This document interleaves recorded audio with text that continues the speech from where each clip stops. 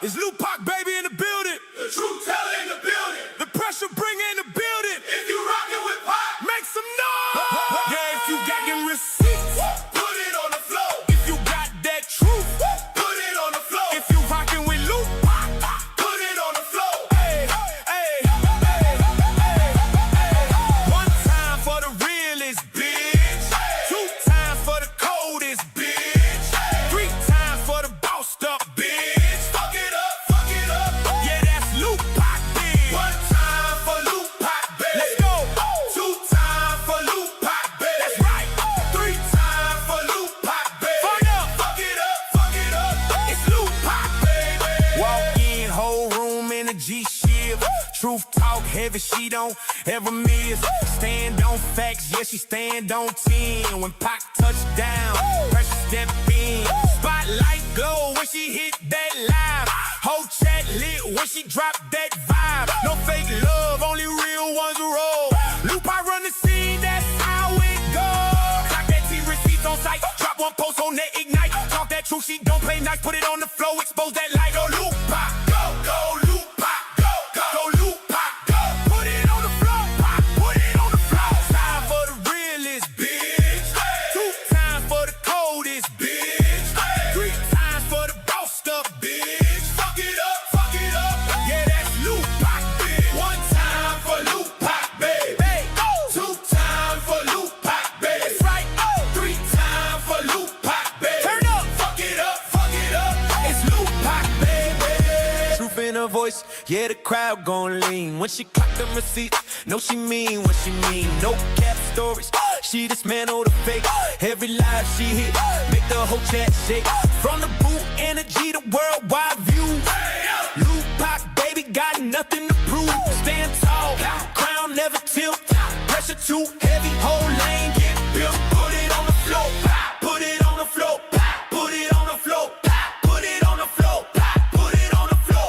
Go Lupac, go, go Lupac, go. Receipts on the floor, let's go. One time for Lupac, baby. Two times for Lupac, baby. That's right, oh, Three times for Lupac, baby. turn up. Fuck it up, fuck it up. It's Lupac, baby. If you want some weird shit, stay away. Stay away from me. Period.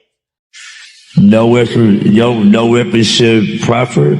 No weapon form is going to prosper. No weapon form is going to profit. Thank you, Pastor. And another thing, if you coming with that drama and that negativity, wet, you know what's going on. Stop playing.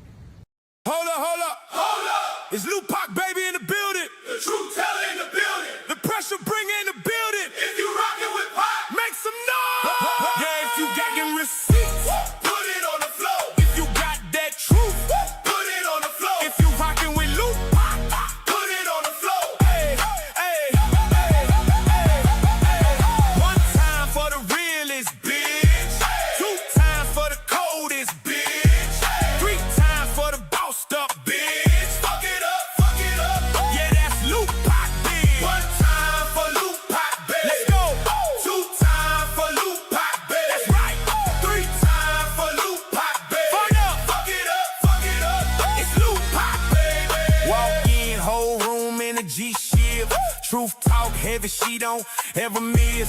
Stand on facts, yeah, she stand on 10. When Pac touch down, pressure step in. Spotlight glow when she hit that live. Whole chat lit when she drop that vibe. No fake love, only real ones roll. Lupac run the scene, that's how it goes. Clock that T receipts on sight. Drop one post on that ignite. Talk that truth, she don't play nice. Put it on the floor, expose that light. Go Lupac, Go, go Lupac, go, go. go Lupac, go. Put it on the floor, Pac, put it on the floor. Time for the realest, Bitch, two times for the coldest, bitch, three times for the bossed up, bitch. Fuck it up, fuck it up. yeah, that's Lupac, One time for Lupac, baby. hey, oh, Two times for Lupac, baby. that's right, oh, Three times for Lupac, baby. turn up, Fuck it up, fuck it up. it's Lupac, voice, yeah, the crowd gon' lean. When she clock them receipts, know she mean what she mean. No cap stories, she dismantle the fake. Every live she hit, make the whole chat shake. From the boot energy to worldwide view. Lupac, baby, got nothing to prove. Stand tall, crown never tilt. Pressure too heavy, whole lane get built. Put it on the floor, put it on the floor, put it on the floor, put it on the floor, put it on the floor. Go Lupac, go Lupac, go. Receipts on the floor, let's go. One time for Lupac, babe. Two time for Lupac, babe. That's right, go. Three time for Lupac, babe. Turn up, fuck it up, it's Lupac, baby. If you want some weird shit, stay away. Stay away from me. Period. No weapon should profit. No weapon form is going to prosper. No weapon form is going to profit. Thank you, Pastor. And another thing, if you coming with that drama and that negativity,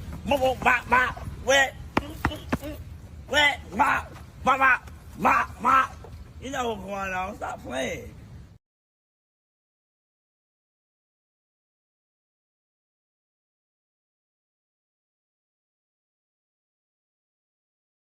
Hey y'all, what's up, Pop Squad? Happy Tuesday. What is up? What is up? What is up?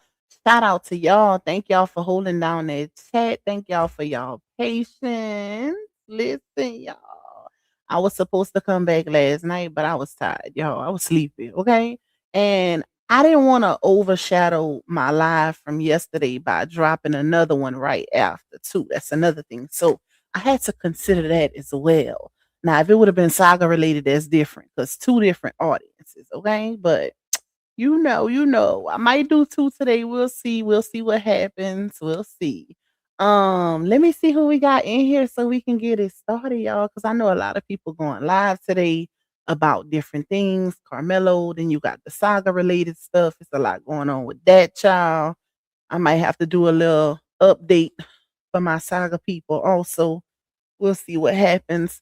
Hey, Miss Michelle. Hey, Keisha, Miss Renee. We got Miss Tina, Miss Tracy, Miss Belria, Miss Jackie. We got Miss Hill in the building. We got my girl, Miss Toya. We got Queen D Money, Shaquintley, Scorpio, Jaisha, Miss Deborah, Miss Angela D.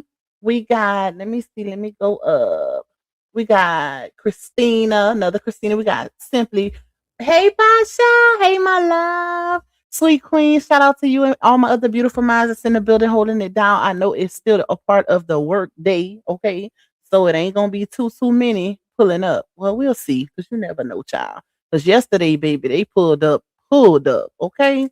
That live did major things. Hey, Show Enough. Hey, Michaela. Hey, Patrice. Who else in here? Let me see. Thank you, Miss Hill, for my first firework. Thank you for the love. I appreciate you always. We got Miss Cassandra. We got Love Me For Real, Miss Deborah. We got Miss Carletta, Miss Patrice. We got Miss Sharice. Christina coming through with 24 months, holding it down for the green team. She said, getting ready for work, talk. I'll catch the replay later. Hey, chat. Thank you, Christina. Who else in here? Miss Duncan. Okay, put the purple hearts in the chat for Carmelo. Hashtag free Carmelo, baby. Period. Hey, Sierra. Hey, Frey. Who else in this thing? Hey, Miss Letitia. We got, let me see, Nika Ray. Shout out to Nika. We got Miss Joyce in the building. And we're going to do a collective hey for anybody else that comes through and joins us with this dialogue. If you would like to donate to your girl monetarily, if you just want to bless me, you can cash out me at $Lupac2. You can also buy me a coffee. Shout out to my coffee people. You can also support the platform by getting a super chat or a super sticker, aka a firework. Y'all know I always set a little goal. It ain't much, it ain't mandatory, but it is greatly, greatly appreciated because it contributes to the revenue of this particular live stream. You can also support me by getting a membership if you would like to be a part of our exclusive only content. You can go from black to green in that Chizat, baby. Okay, y'all know about that green team over here. We got some loyalty, baby. Period. Make sure y'all watching them ads. Please hit that like button to push this out further into the algorithm. And at the end of this live, hype your girl up. Y'all know the vibes, y'all. Now I got an interesting comment yesterday, y'all. And y'all was a couple of y'all was under there laughing because I don't know who this person was, but I've been getting a whole lot of new subbies from the Carmelo Anthony sector. And this person in particular, now I know I didn't told y'all this before, but when you comment under a creator's platform, the creator has the privilege of being able to click on your name to see how long you've been supporting, how many comments you didn't put overall on the content, and yeah. So this person in particular, y'all, that was their first and only comment, and they decided to comment. You got over 2,000 views, 300 and something likes and no comments. And I'm like, hold up. Damn, how you clocking my stuff before me? I didn't even know I hadn't pushed it to the limit with that live stream yesterday. But now it's actually almost at 8,000 views. But let me say this too, because first of all, when it comes to comments, the reason why you rarely see a whole lot of comments under my content is because I'm not one of those other creators who allow disrespect freely. We don't do that over here, baby. You got to sub to the channel for at least 48 hours before you can drop a comment. Sorry, not sorry. You don't get free reigns to come and disrespect just off the whim free. No, it ain't gonna never give that. I'm not a desperate content creator, and no shade to the other content creators. Get it how you live. A lot of people allow people to comment without those restrictions, but we don't do that over here. Period. Point blank. So if you don't see a whole lot of comments, that's why. That's why. And a lot of times these trolls will be very, very slick with it too. No, if you gonna disrespect me and my content because you disagree, you gonna at least have to give a subscription. Period. That's it. That's all. Like, we ain't doing that over here, baby. I ain't that desperate to get up to the stars and the moon with the subscriptions or with the subbies. That I'm willing to just allow disrespect. No, if I gotta build my channel slowly because I want genuine, grown, mature people over here, then that's exactly what it's gonna be. It is what it is. Okay. Listen, it ain't never gave that. But I just had to put that out there, y'all, because girl, who are you, clock? First of all, hello. Hello, how you doing? You clocking my views, and I didn't even know. I had just got off the live. I didn't even know that the views was going up like that. That's the crazy thing about YouTube's algorithm. It only takes one video to change your life. That, like, literally. So that's why I always tell people, be mindful of how you represent yourself on your platform and your brand, because all it takes is that one video to change your whole life. Next thing you know, you got 100K subbies and all of these views. And no, we're going to get it. We're going to get it the right way. And another thing also that I want to put out there to the ones that's thinking they going to come subscribe and disrupt, we ain't finna do that either. Because my block game is so swift, baby. Listen, my block game need to be in the Olympics, because we're not doing that either. If you can watch a whole live stream, and my people, my loyal people, my day ones, my OGs, they know Pop gonna come with some facts, some receipts, and I'm gonna give a little bit of my opinion as well. But if you think you're gonna come over here and not watch, or even watch, this the audacity part for me. They'll watch the whole live stream and still comment some bullshit. Like, are you okay?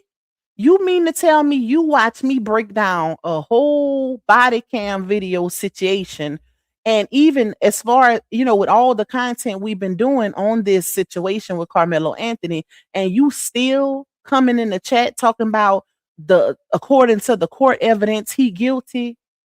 If you don't go have several seats, that court evidence is as corrupt as your ass is. Okay. Clearly, it's some corruption going on in the Texas judicial system. because it's in your face. Like it is literally in our face. I don't care what people say. At the end of the day, if you can't see that this baby was railroaded, this ain't the place for you. Okay? We don't need new family members that bad to where we just start pulling in strays. No, we don't need them that bad. Now, if you want some facts, some receipts, some breaking down with some pressure, with a little bit of opinion, to season it off, then you in the right place. But if you want somebody that's gonna ignore every single detail, every single fact, every single receipt, and still say, "Oh, they got it right," then go on over there. Go listen. Go on. In the words of Auntie Pimo, carry your ass. Okay, carry your ass because it ain't gonna never give that over here. In our eyes, and the people that support and follow me, that baby was railroaded. Period. All right.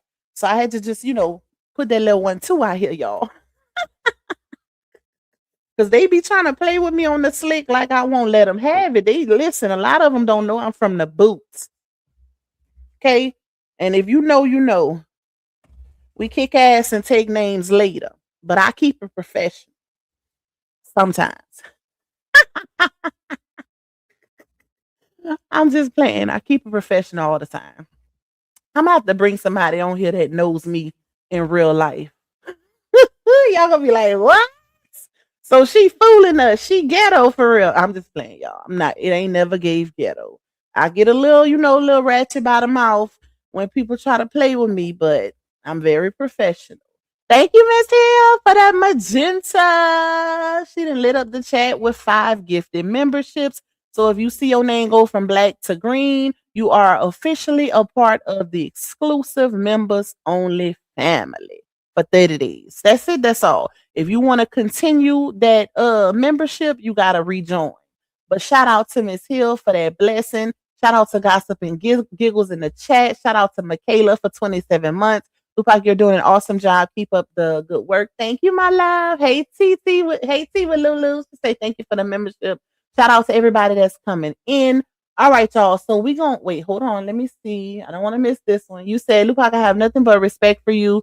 I had an issue and I emailed you regarding it and you took care of it with no problem. I really appreciate you for that. Oh, I didn't even recognize that was you. Now I know, since you said that, I know exactly who you are. And listen, I'm all about fairness, especially when a situation don't have nothing to do with me.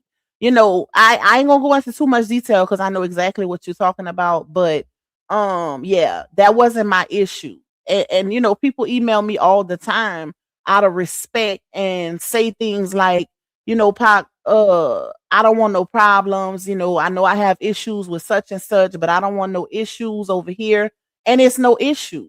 But shout out to the ones that even go out their way to email me or inbox me about other things. And I just let it be known, hey, long as you don't bring it here, you all good. We don't have no issues. We don't have no problems. Everybody's problem is not my problem. I'm grown. Okay. I know how to maneuver. I know how to keep the peace and keep the drama away from the platform. But shout out to Miss Letitia in the chat, baby. All right, y'all. Now let's get into it.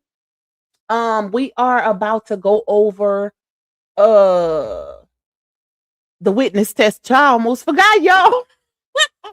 Y'all know how my brain be working. Like I can remember something from 10 years ago and in spur of the moment forget everything. That is crazy. But it's all good in the hood. Shout out to y'all for having patience with your girl. Hey, Latae. Shout out to Latae's World. Make sure y'all go check her out. Latae is hilarious. Latae, I've been hearing you've been cutting up over there. Now, your girl been real busy, so I ain't had a chance to catch your last 2 live streams. Matter of fact, I just saved the video you just put out. I think it's like 16 minutes long. I just saved it so I can watch it later when I get some free time. But I heard through the grapevine that your ass been cutting up over there. If y'all know anything about Latae ain't got no filter. Latae is our unicorn. She is the unicorn of the saga. Okay. And she, Lord have mercy. Latae is that auntie that you can't take nowhere in public. because she gonna say something, especially church. Okay, don't sit next to her in church because she gonna say something that's gonna get y'all kicked out of church. That's Latay. Shout out to Latay. All right, y'all, let's get into it. Thank you, Miss Carletta, for that firework. I appreciate you, my love. We got 133 in the building. Y'all, please hit the like button as you come in. And like I say, it's always a collective hey to anybody else that comes through as we continue with the dialogue. If you would like to bless me, y'all know the ways. Please support the goal if you can. All right, so we're gonna get into it, y'all. I actually was looking for, all of the testimonies from trial because, as most of you know, the attorney general in Texas has literally sealed all, y'all, damn near everything pertaining to Carmelo Anthony's trial, from the autopsy to the transcripts. They don't want to release or unhand the Frisco ISD video. Like they really trying to hide some things. And that's another thing too, to the ones that be coming in the chat with that bullshit. If he's so guilty, why is there no transparency? Why are all these things being hidden after the trial is over? He didn't been convicted. He's sitting in a cell like where he don't belong. I don't care what nobody say, because I personally, and let's say this, right? Because I said in the beginning, I was not about to strip accountability. It was more so about the unjust and the unfairness of his trial. But as more things progress, as time progresses and more things come out with this situation, I feel even strongly that he don't deserve to be in jail at all. Because if you gonna convict him, you gotta also convict the liars as well. You gotta also convict the assailants who perjured themselves on the stand to disassociate themselves from this situation, including Hunter Metcalf. If you gonna convict, according to Texas law, because we all can see the lies, we all see the deception, the tampering, the corruption, the coercion, all of that. We see all of the things, okay? All the big words in the dictionary. But I feel strongly now enough to say that if we're going to convict Karmelo, we got to convict Hunter too, because he initiated the situation. He said it with his own mouth.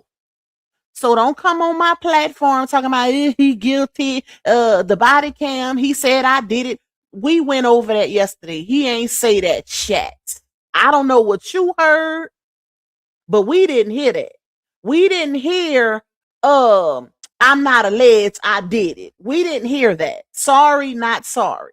Okay? Now, if your ears heard that, then you already want him to be guilty, because we played it over and over and over and over, and we did not hear that. What we did hear is Karmelo say in the very beginning, he put his hands on me. I know I'm not guilty.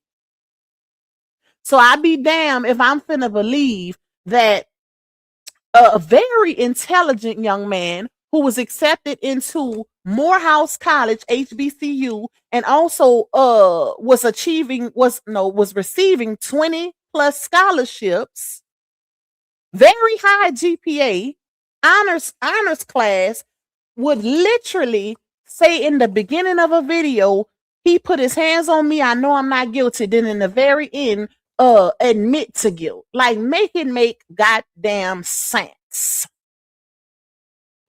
Anyways, all right, so let's pull this up, y'all. They be trying to rage bait, but he definitely was done dirty, period. Exactly. Tell you, like, I don't know how they don't see that. Like, I could understand, this is my thing. Be fair. If you going like, and this would be the same for a white kid. If it was a white kid being railroaded in this situation, I would say the exact same thing, because I got a lot of white people in my family. I'm not racist, okay? I don't look at other ethnicities or other races and see, like, this ain't never gave that, okay? It's too many white people in my family. No, we don't do that here. We don't do that here. If it don't matter if he was white, if he was Mexican, it was an unfair trial, period. That's it. That's all. And the fact that they can't even be honest enough to say that is what's even more so mind boggling. And it's more disturbing the ones that are, of the same ethnicity as us, them cousins we don't claim. It's even more disturbing hearing them say that. Because, baby, when it's your child, don't be looking for the advocacy. Don't look for us to speak loud and proud and stand on the front line for your child if your child gets railroaded. Keep that same energy. Keep that very same energy. Like, it wasn't fair at all. And that's the part that's the most disturbing of all of this. Like, we supposed to be able to believe in the judicial system. We supposed to believe that everything will be fair. And it's not. Period. And shout out to who said this. I said it yesterday, but I can't remember who said it. Somebody said, it's not the actual system, it's the people running it. And I believe that. Same thing applies for the saga. The saga is not demonic, it's the people that make things demonic, that brings demonic energy. So yeah, no, like, let's not do that. At the end of the day, we didn't make this about race. We didn't make this about politics. It was about that long before we started speaking on it. Clearly, starting with that 90% all white jury. At least 8 jurors was white, and the other 4 was not black. Okay, so that's where it started with race, because they struck them 3 very overly qualified jurors from being on that jury, knowing damn well they didn't have no reason to strike them people. And that's what's going to seal the deal for that baby's appeal. That amongst other things. Now, tomorrow, when I go live, we going to talk about Mike Howard, y'all, because I got some chat on him. Okay? Carmelo Attorney?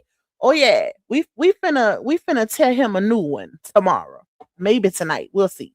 Thank you. Who's in that? Space City Chop. I hope I said that right. Or Spa City Chop. Thank you. You say new to the page. Keep your foot on their neck. Thank you for the love. You came straight to the look. Listen, you knew and came straight with the firework. Thank you. I appreciate you. All right. So let me pull this up because y'all know I could dialogue with y'all straight off the dome for a good 2 hours before I even get into the content, baby. That's just how my brain works. All right. So we're going to kind of hold this with a grain of salt, y'all, because this is coming from Fox 4 Texas. Okay. And y'all know we done heard some things about Fox 4 in Texas as far as them being in cahoots as well. But they were in courts, right? They were a part of the mainstream media that Judge Cockroach allowed to be front and center in court for the trial. So they got, majority, if not all, of the witness testimonies in quotes on here. So we're gonna go from here and we're gonna go down. We're gonna start with the very first one and work our way down and try to pinpoint the inconsistencies or what have you. Let's go, y'all. All right. So it says Carmelo Anthony trial teenage witnesses testify after jurors watch arrest body cam video. Wait, is this the one? I need the one with all of them. Hold on, y'all. Let's see. Let me make sure this is the one. And thank y'all for the gifts. Also, I do have my phone open to see the chat, but I'm not looking down. But if anybody send gifts, thank you in advance. I appreciate all of the love from you guys. All right, let's see. Because y'all was cutting up with them gifts yesterday, especially the one. It was so cute. What was it? Drops Mike, I think. It was so cute, y'all. It was colorful. It reminded me of Latte. It was so cute. All right, 4:30 p.m. Memorial student testifies. That's one. Liberty High School student testifies. Okay. All right. So I think this is a good bit of them, if not all. It can't be all, but this got to be a good bit of the testimonies.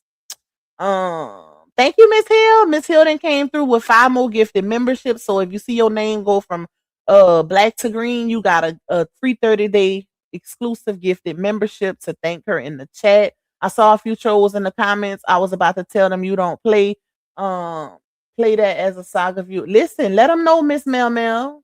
Sunflower was in there. She was laughing her ass off.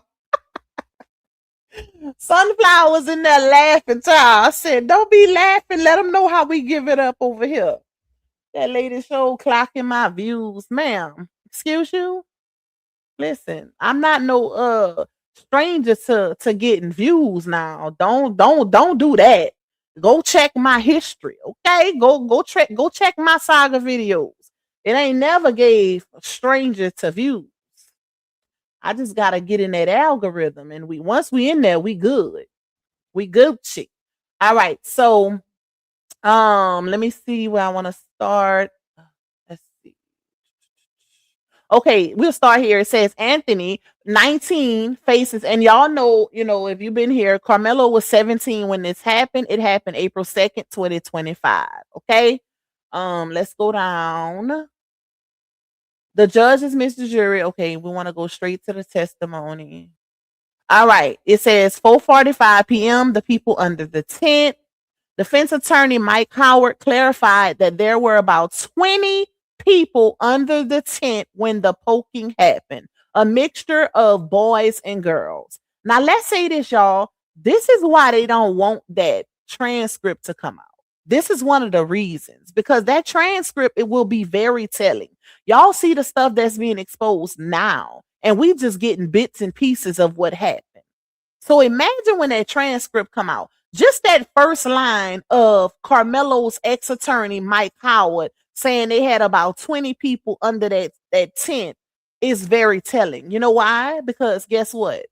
That chopped up, spliced up, manipulated, edited video that the prosecution put up to convict Karmelo, we didn't see 20 people under that canopy.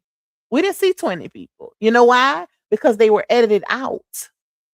Go back and watch the video, and you're going to see exactly what I'm talking about. You're going to see people disappearing. You can clearly tell that there are people under there.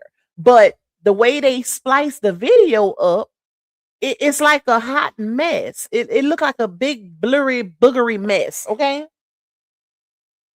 I know that don't go together, but y'all get the vibe.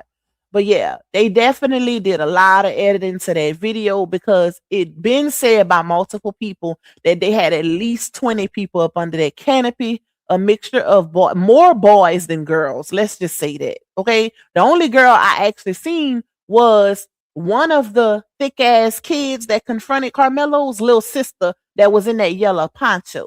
Okay. Yeah, she was one. She was the only one that I noticed. But I ain't saying there wasn't no girls, but that was the only one that, kind of stood out. So it says, he said that the Liberty, now we talking about Mike Howard, the ineffective assistance of counsel, Mike Howard.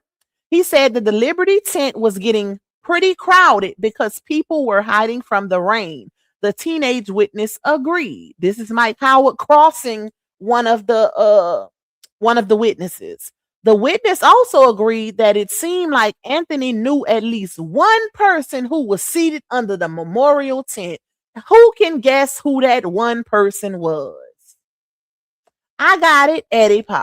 Edward Para. Okay. He was the at least one person that Karmelo knew.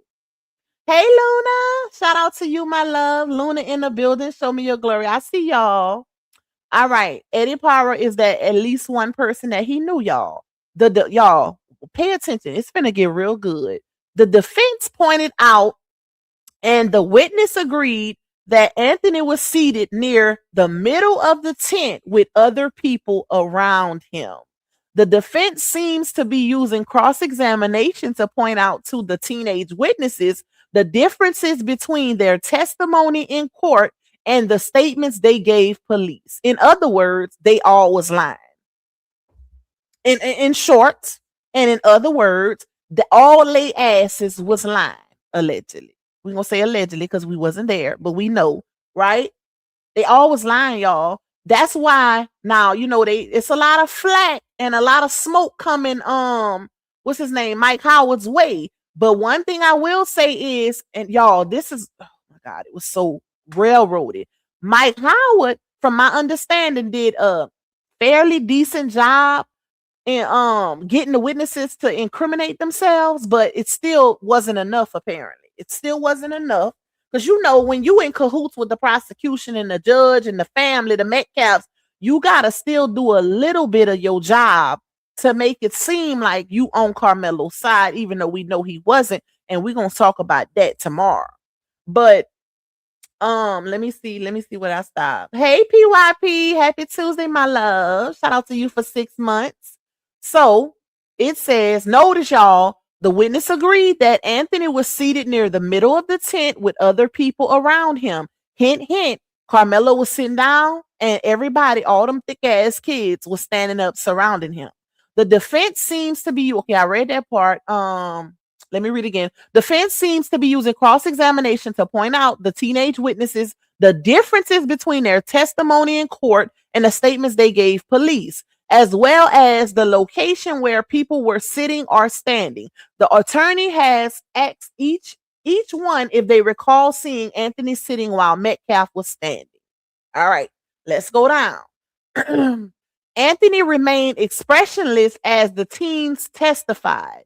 Duh. You see how this is why I say we got to take what Fox 4 say with a grain of salt, because if y'all remember, a couple lives ago, I showed y'all a comment that a Dallas resident put under King Cass's post on Facebook, stating that Fox 4, the same news people right here that's quoting the testimonies from court, Fox 4 initially put out a breaking news story when the incident happened on April 2nd, 2025. They was the first mainstream media in the area to pull up to the scene and did a breaking news story. They were able to allegedly talk to Hunter amongst other of the thick ass kids that was involved. And according to that witness, and not just her, a few people, a few Dallas residents, Frisco residents, whatever, said the same thing, that they remember vividly that breaking news story that was put out the day it happened. Now, it has been cleaned from the internet, which is, not far off. People saying, well, that's impossible. Somebody gonna have it. Yeah, that don't mean they don't have it. A lot of people probably just scared to speak out because they still gotta live there. They still have to live in that area. And if you know anything about these small towns, corruption and all of that, a strong arm, a lot of these people that be having a little stroke, a little pull, they be strong arming these people. Let's not act like that don't happen. I'm in a town where it happens often. It's all about who you know, baby. All about who you know. So, the lady said that Hunter and another kid spoke to the Fox 4 representative or newscaster or whatever, and said that hold on, I don't want to say it wrong. Let me read it, y'all. I want to say it verbatim. Hold on. Let's see. Let me find it real quick. Where you at, baby? Okay. The lady said, wait, this one blurry. Where's this, the clear one? The lady said that's what Fox 4, this is Fox 4 we reading off of, reported as ambulance was leaving the track field. The two boys and Hunter said that Karmelo picked up the tent tool they used to put the tents up with after his brother Austin punched Karmelo in the face. Fox 4 hurried up and took that local live breaking news story down, and we Dallas folks have not seen that video no more. That's what the two boys said, and Hunter was crying and said, I stand by my brother even if he was wrong. They can't take that away from us Dallas residents. We haven't forgot. Yeah, that's what I was talking about, y'all. So, it's real interesting. That's why I say we got to take what Fox 4 say with a grain of salt, because it was also alleged that they was the ones who edited Karmelo's mugshot. Now, we're going to say alleged because we wasn't there, okay? But yeah, that was put in the atmosphere also. Now let's get back into it. So, he seemed to be looking down most of the time and not looking at the witnesses, which is standard. Why would he want to look at them lying ass kids knowing damn well they lying? I wouldn't be looking up at them either. Okay? So, 4:30 p.m. memorial student testifies. This is a prosecution witness. They from Memorial, where them thick ass twins went. The next witness was another 17-year-old. Okay, hold on. The next witness was another 17-year-old Memorial student who plays football and runs track. He testified that the Metcalf twins had been somewhere else. Let's get into it, y'all. It's finna get real good. It's finna get real, real, real good. Because it's real mind-boggling how the prosecution's witness testified that the Metcalf brothers were somewhere else. Hint, hint, Hunter saying on his very first news interview that him and Austin was coming from Emerson Middle School tent, shooting the shot with the coaches and catching up because, you know, they went to that middle school. And when they made their way back, Karmelo was up under that tent. But you got Megan Metcalf ass over there on TikTok lying, talking about, well, y'all can see in the video that the twins arrived first and then Karmelo. That's not what your son said. That's not what this witness from Memorial said. So why would we believe that manipulated, spliced up video again? The prosecution had free range to do whatever the hell they wanted to with those scenes. Anytime you getting different video scenes from different angles of different cameras, guess what? You put them in the order you want to put them in. They really want us to believe that these crooked ass ooh, child. Calm down, Pac. Slow down. Calm down. Ooh, don't say it. Listen, y'all. I can listen. Ooh, let me calm down. They want us to believe that they really put those scenes in order as if it really happened, when we clearly got multiple people from that area who viewed the Frisco ISD unedited, raw, unmanipulated, unspliced video in real time in 4K, and they all stated that Karmelo was up under that canopy for at least 9 to 10 minutes, well before those thick ass twins even got back over there. When Hunter is literally on video stating out of his own mouth that they put up their canopy and then they went over there to Emerson's tent talking to the coach and, you know, shooting the ish and blase, then they walking back to their canopy. The part he left out is the call that was made or the text that was sent to get them back over there to confront Karmelo. That's the part Hunter left out. And rightfully so. Of course, he's going to leave that part out, right? Who would tell that? It's a kid. You know, they trying to get out of trouble. They trying to keep themselves from getting thrown into jail along with Karmelo. So he said they were walking back. So what Hunter said literally co-aligns with what this Memorial witness said. Let's keep going. Hold on. Y'all know I'm going to break it all the way down.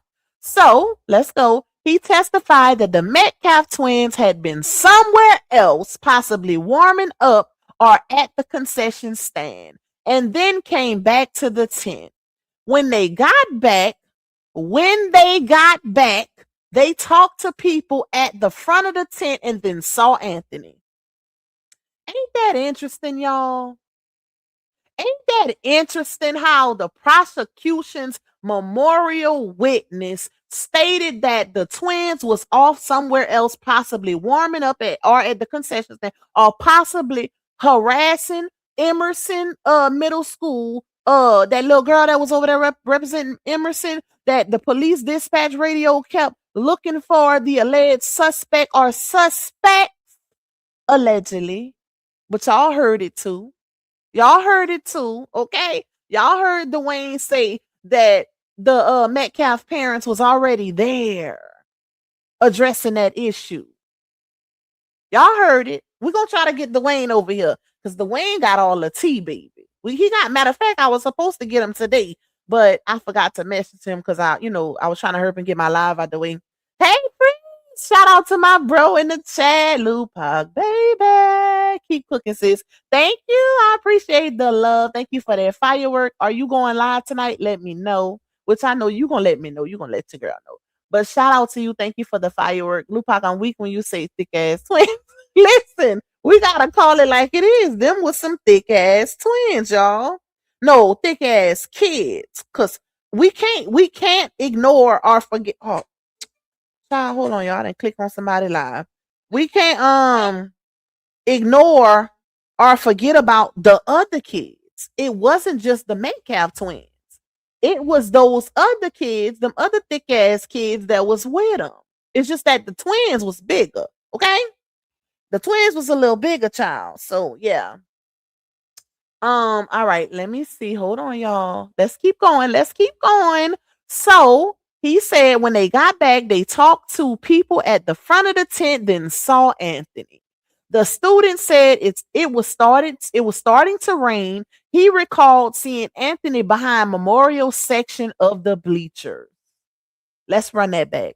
He recalled seeing Anthony behind memorial section of the bleachers. Now, let me cook on that just a little bit, because I remember vividly somebody that was actually in trial stating that one of the gags of the Karmelo trial was that Karmelo wasn't even technically all the way up under Memorial's canopy.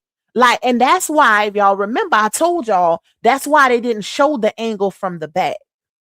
Because when you show the angle from the back and you show that he's not even all the way seated under there, which they didn't own the damn bleachers. Okay, let's let that be known. They didn't own the bleachers, but he wasn't all the way up under there. And if they show that, that literally strips away their whole narrative of, he wasn't supposed to be there. Oh, he wasn't supposed to be there. Even though that's bullshit in itself, because who are you to say that another kid can't be up under a canopy on bleachers that y'all don't even own? And shout out to Pastor Eli from Freeze's live stream. What happened to human decency? Why he couldn't be up under there out of the rain? Why is it that other kids from other schools were allowed to stay seated up under there, but Karmelo was a problem? And don't give me, he brought the issue, because if that's the case, he wouldn't have been called over there.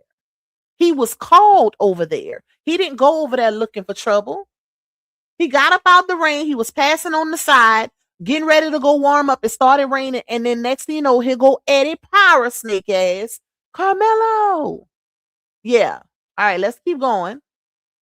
So it said, where did I stop? Okay. The student said it was starting to rain. He recalled seeing Anthony behind memorial section of the bleachers. He dabbed somebody up.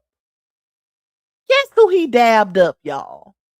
Just a little guess. Just a little guessy guess. And was minding his own business, the witness testified.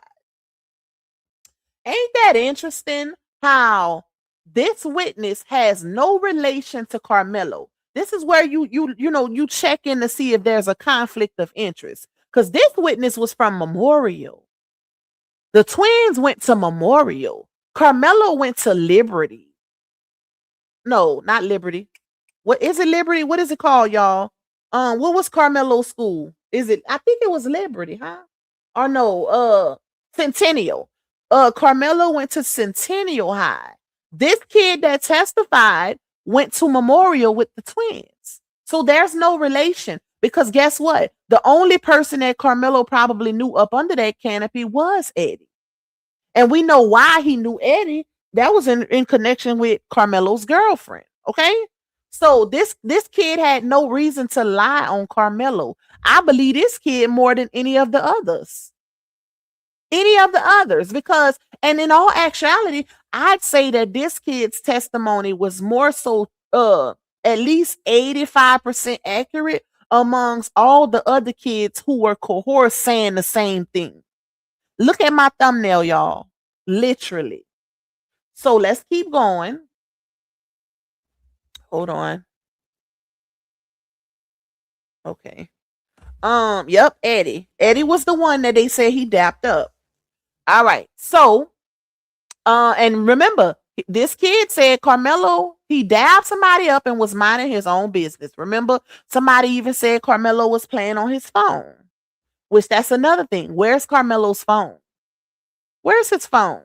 Because remember, when in the body cam video that we broke down yesterday, the officer was like, I'm gonna check you one more time, bud. And he was like, that's fine. He said, I don't even have nothing on me, not even my phone.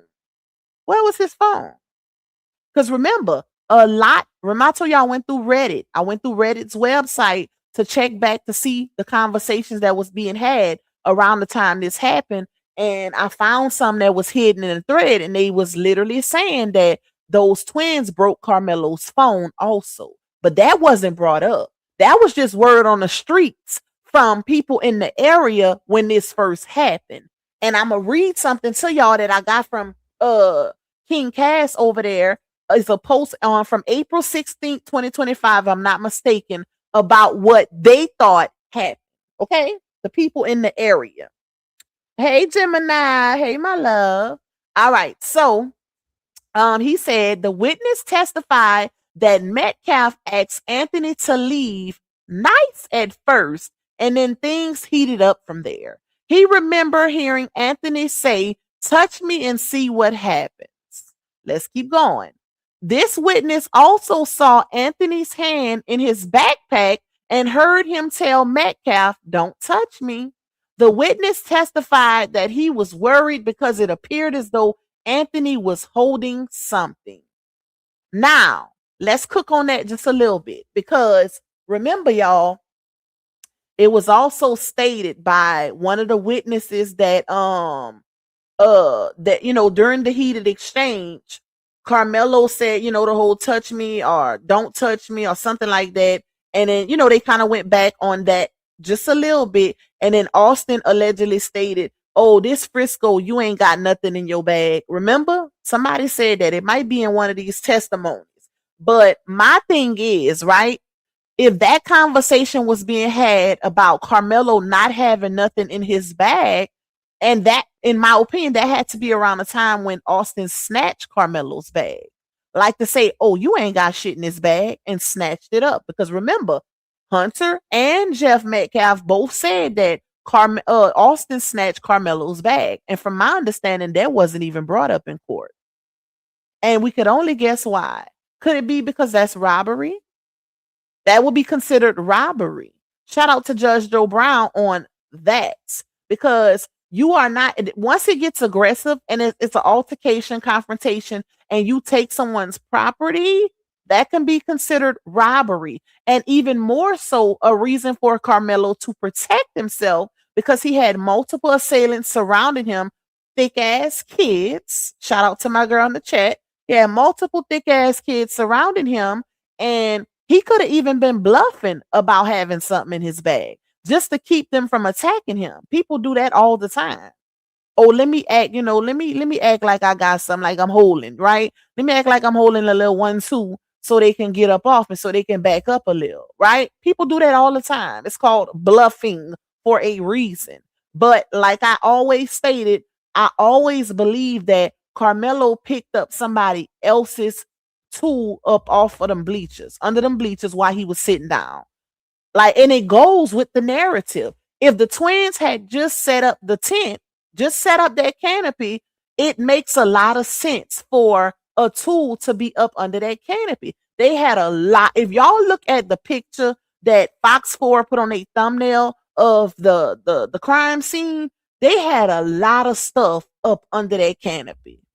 A whole lot of stuff, y'all. It was loaded down with possessions, right? So it's not far stretched to believe that this baby picked up what was the first thing he seen that he could use to protect himself. Because this is what pissed me off too about Frisco. The police and the lack of investigation that they did. They didn't check for handprints or none of that. And I'ma always scream, how the hell do we even know it was Karmelo's poker? Because Forensics was never involved in the trial. They didn't send it out for prints. Hell, they didn't even bring the actual poker to trial. With the excuse, oh, prosecution didn't want to put on the glove. Are you okay? And that's what we even get on Mike Howard ass even more. Because how y'all gonna convict a child, a 19-year-old baby, of murder and give him 35 years, and y'all didn't even check the tool to even see if it was his? For all we know, they could have been fighting over the tool under the tent. I'ma poke you before you poke me. That completely changes the narrative. If Hunter or Austin's prints was on that poker also, that completely changes the narrative. Hint, hint, why they didn't put it through forensics. Another reason why they didn't show it to the jurors in trial, the real tool that was used.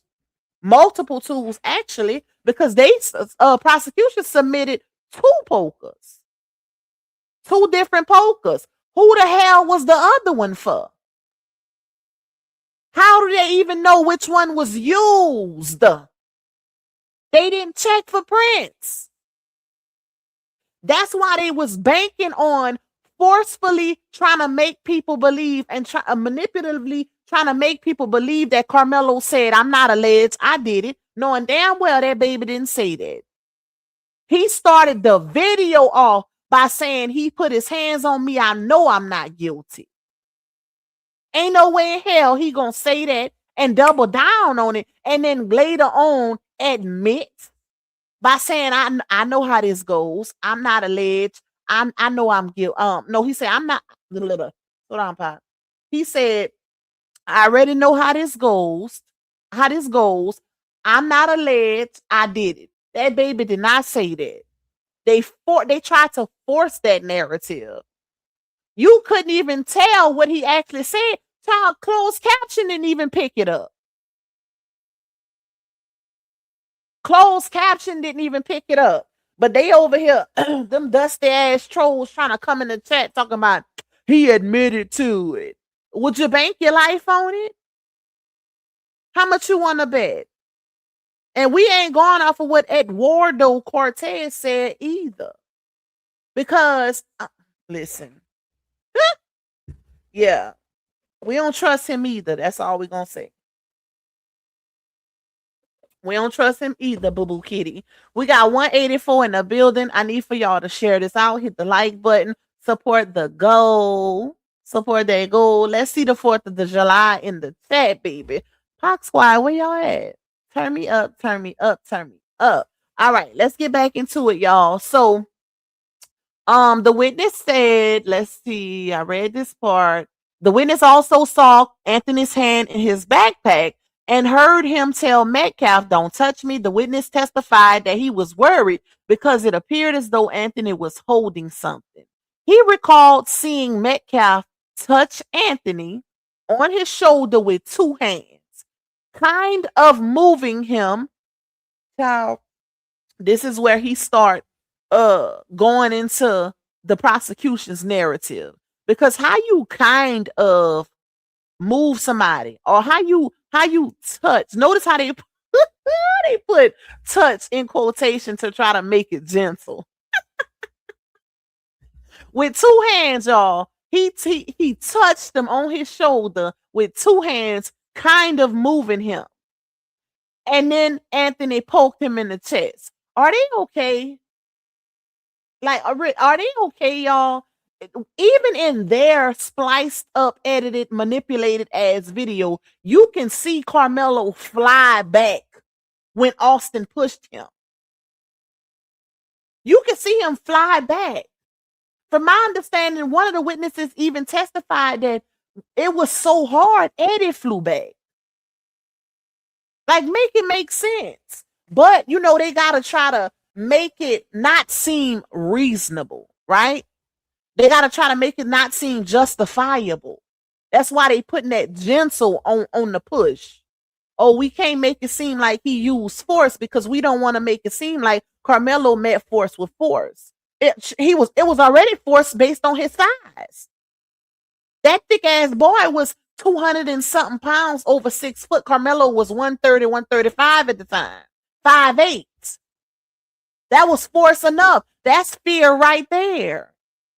That's fear alone.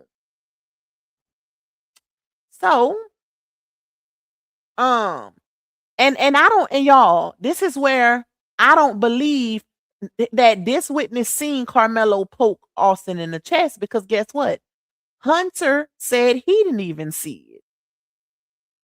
And Hunter was there the entire time. Hunter was involved. He initiated it. I don't believe nobody seen Karmelo poke Austin in the chest. And y'all know we already done went over the abdomen. We don't know if it was actually his chest or his abdomen. We don't know that because the picture was so zoomed in, you can't even tell. But according to Joshua Radman, Liberty's defensive coordinator, that coach, he testified because he was the first one to assist Austin, the first adult to assist Austin until the ambulance first responders pulled up. He testified it was like almost 9 to 10 minutes before the ambulance arrived, and it was a nice size abdomen wound. That's not an easy mistake. Seeing as how the chest is high up on the body and the abdomen is midsection. That man said he was putting pressure for almost 9 to 10 minutes on Austin's abdomen. Okay? So technically, we don't know if he had a chest wound or abdomen wound or both, because they gave limited transparency. The autopsy still hasn't been released. And we know what we know about that. Because they got people saying he had the drugs in his system, allegedly. Steroid, like, child, listen. Let's keep going. So he said he didn't think there would be a fight because Metcalf was a bigger guy, and was trying to be nice about it. Think about that, y'all. Y'all really think a known bully, according to y'all, the kids in that area was laughing. I'm gonna show y'all. Remind me to show y'all that picture. Remind me to show y'all that picture that they were sending around of Austin right after the poking happened. Y'all know kids don't take nothing serious. But if kids know a known bully, they not gonna be remorseful or have sympathy in their demise. Only adults do that. Kids be on a whole nother level. A whole nother level. But they really want us to believe they didn't think that this was going to escalate to the point of Karmelo poking because Austin was not trying to fight. He wasn't trying to fight, but he pushed the shat out Karmelo instead of going get an adult for authority. Yeah, whatever. So he said he didn't think there would be a fight because Metcalf was a bigger guy and was trying to be nice about it. But he said Anthony wasn't cooperating or listening. He didn't have to. He didn't have to. Austin wasn't his superior. Austin was an authoritative figure. He was a kid. He wasn't an adult. He didn't have to cooperate or listen. That's when you go get an adult. Most kids know that. Entitled kids don't move according to that. He described Anthony as getting worked up, but while sitting down the whole time. So he was getting worked up, sitting down the whole time, confronted and surrounded by 4 to 6 thick ass kids, but he was getting worked up. They want us to, that's where the jurors have to be smart, right? That's where we use the brain God gave us and our education level and a little bit of common sense. They want us to believe that a kid who was drastically smaller than the kids that were surrounding him that was also sitting down the entire time was the aggressor. That's literally damn near a suicide mission. Ain't nobody that dumb to be provoking or starting shit with other kids way bigger, knowing they barely even have a way out. Like, come on. But of course, prosecution wanted to paint it as if it was only a battle between Karmelo and Austin. Remember, they pushed the narrative to exclude the other assailants. So let's keep going. The teen said he didn't know Anthony. Like the students before him, he testified that he didn't think the action was self-defense and he didn't think Metcalf wanted to fight that day. He didn't think, first of all, if y'all know anything about law, that's another ground for appeal because the prosecution should have never been able to ask those kids if they thought it was murder or self-defense. He should have never been able to, not even just on the grounds of the defense. The judge shouldn't have let that rock. You can't listen, you cannot sway the jury by asking that type of question. You cannot do that. You can't give them like they are kids. They're not professionals. Of course they're gonna say that. Like, make it make sense. So under cross-examination, this teen admitted that he was worried about what might happen next, and he did take Anthony's warning seriously because he saw Anthony's hand in the bag apparently holding something. Apparently holding something? Can he see through the bag? The witness admitted, and this is the thing, y'all. If Karmelo was actually keep in mind, this witness testified that he seen Karmelo holding something in his bag. So if Austin snatched the bag, wouldn't they all see what Karmelo had? Remember, Hunter said he didn't see the poke happen. And Hunter was there the entire time, even though they lied and said he wasn't there until after the poking. But Hunter told the world he was there. So once Austin snatched Karmelo's bag, if Karmelo, because according to the witness, Austin said, "This Frisco, you ain't got nothing in that bag." So that had to have been when the snatching happened, right? So if he was holding something inside of the bag, wouldn't all of the kid witnesses seen what he was holding once the bag was snatched? Because remember, the poking didn't happen until the push, allegedly. And according to Queen Sheba, shout out to Queen Sheba, she was in trial. She said they stated off the record that Austin had Karmelo in a headlock. That's real interesting.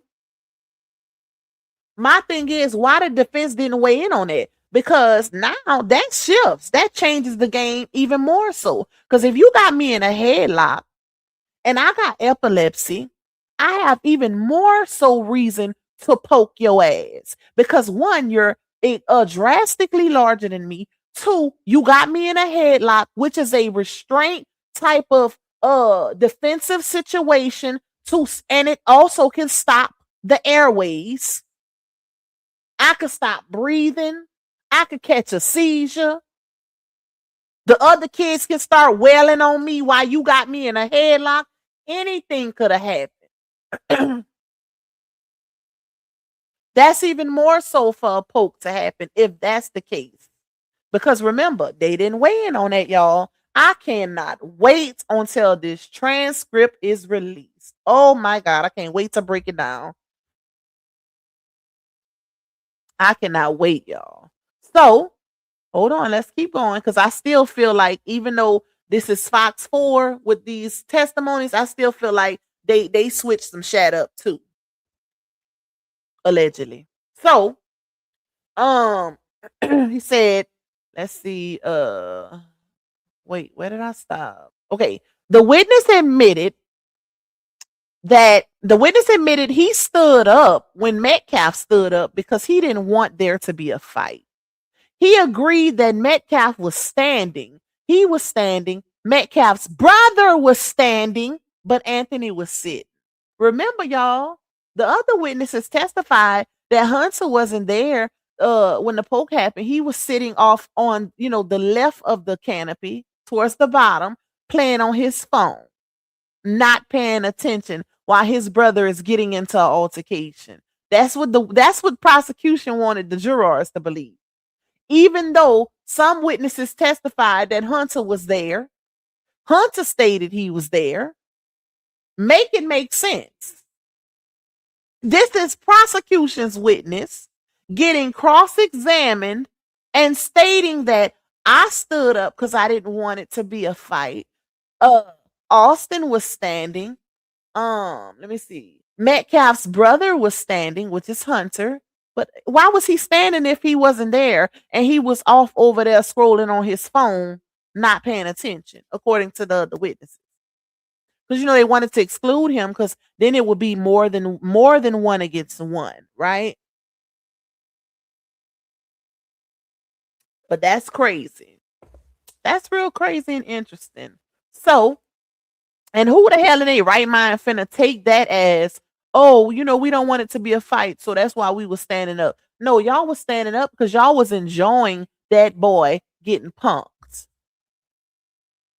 Y'all was enjoying all of that. And y'all was assisted. It wasn't no, we was trying to avoid conflict. Child, by miss us with that. Since when do kids do the right thing? Like, make it make sense. So, and then he said, but Anthony was sitting. So he let the prosecution's witness let everybody know that Karmelo was sitting the whole time, y'all. They were standing up over. Remember, see, this is where you use your common sense, your book sense, and your street sense. Right? Those would make the best attorneys. The people, the ones with that common sense, book sense, and street sense. Oh, baby, represent me anytime. Because if they say they didn't want to fight, but you also in the same breath say Anthony was seated the whole time, but y'all was standing up over him, what indication did he give y'all that he wanted to fight then, if that's the case? Because the first sign of we finna have combat is me standing up with your ass. I'm not gonna stay seated and y'all all surrounding me if I'm the one who want to fight. So this is what, shout out to Nika Knight. This is what she meant because she was in court also. This is what she meant when she said the prosecution's witnesses were saying Karmelo was the aggressor, but they was describing Austin. Their breakdown, their testimony was describing Austin. Because you could say, oh, Karmelo was the aggressor in one statement, but if you given a very descriptive idea of what took place and is painting Austin as the aggressor, then Austin is the aggressor. And it's up to the jurors to catch the play. But they already knew what they was going to do, y'all. Hence why the trial lasted 2 to 3 business days. Okay? Literally, damn near. They already knew what they was going to do. Everything, this shot was set in stone for that baby. He didn't have a shot. So, this witness further described Metcalf's next action as a grab with 2 hands that knocked Anthony backward. He testified that that's when he saw Anthony's hand come out of the bag. Hold up, y'all. Let me cook real quick. Now, mind you, this is the same prosecution's witness that said, oh, it was just a little two-hand touch to Anthony's shoulder, just a little slight 2-hand touch. But when the defense got on his ass, That's when it turned into, see, this is how you strip a witness's credibility. This is how you make them perjure, okay? Once the defense crossed that ass, that's when the truth started coming out. That's when it went from a little two-hand slight touch to a hold on, where did I stop? To a grab with two hands that knocked Anthony backwards. He testified that's when he saw Anthony's hand come out the bag. And you know how you know this is all lies? Well, it's the truth is buried, right? The truth is buried, but it's lies surrounding it, so it's hard to pinpoint the truth because where does the snatching of the bag come in it? Remember, Hunter and the daddy said that Austin took Carmelo's bag early on in the confrontation. So at what point did Karmelo have time to get a poker out of his bag? Hint, hint, him possibly picking something up off the bleachers or under the bleachers where he was seated. See, that's why I said the truth is buried. You just got to pull it out. You got to know how to pull out, pinpoint the what's truth and what's false in their statements based on how they all, because guess what? Even with the prosecution tampering with them, pre-orchestrating and setting all of this up, even with all of that going on, these are still kids with not fully developed minds, right? So one thing about the human brain, you can rehearse, but if something is set in your mind, especially a traumatic event, points of the truth is going to start coming out, regardless of how much you rehearsed a falsehood. Point blank, period. Okay? So, shout out to Incognito Reels. Keep going, Lupac. You know you got my support, friend. Shout out to you. Thank you. We got 189 in the building. Y'all hit the like button if you are enjoying this content. Support the super chat goal. Also, if you are enjoying this content, let's go. Okay? Time be going by fast. Lord, we've been on here over an hour already, y'all. So, but I'm going to try to get it all done because I do want to go live again, but it just depends on my time. All right, let's go down to the next witness. Notice how, but y'all, peep the play though. Pay attention to how when the prosecution examines the witnesses, they tell one story. When the defense crosses them, the truth start coming out. Peep the play. Peep the play, baby. Let's put it all together. Hold on, let's go.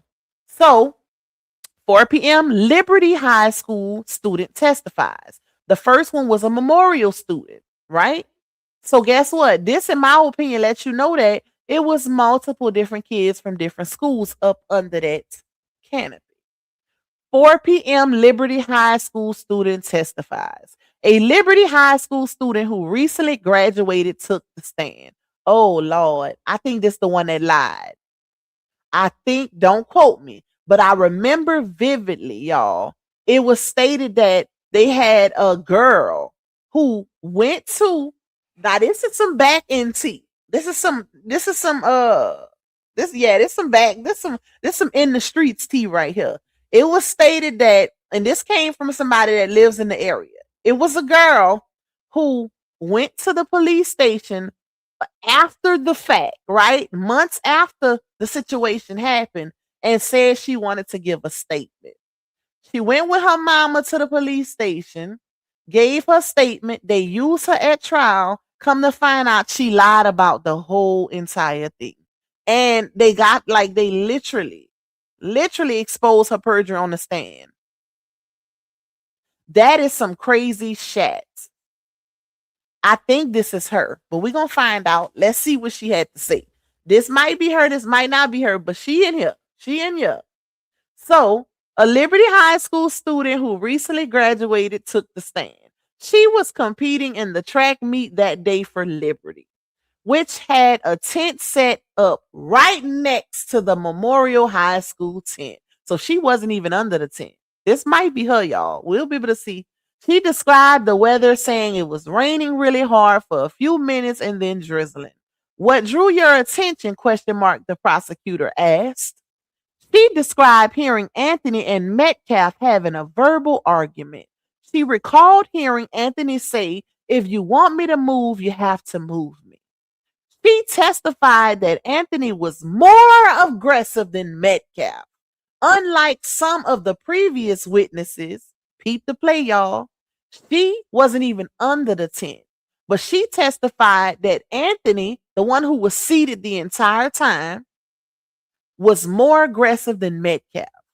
Unlike some of the previous witnesses who were actually under the damn tent, she said she did think a fight was about to break out.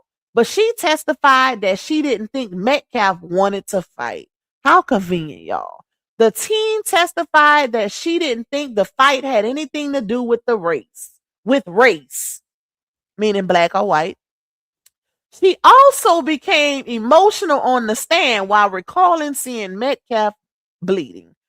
Here you go. During cross-examination, the defense pointed out some discrepancies between her testimony in court and the statement she gave to the police about what she heard versus what she heard through gossip.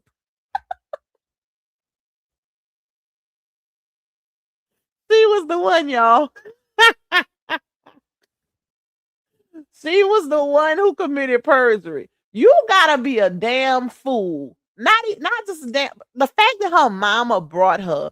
Who the hell volunteers a lie to court? Because that's what it is. She voluntarily went to the police station months after it happened, y'all, gave a statement just to go to court and lie on the stand. But you know why? You know why these people don't get hit with perjury charges, y'all? Because the prosecution sets this up. They rehearse these statements with them. They have to prep their witnesses. That's why you never see people getting hit with perjury. Why would they hit their own people with perjury when they're the ones prepping them for the testimony? That's how crooked that shit is. Like, make it make sense.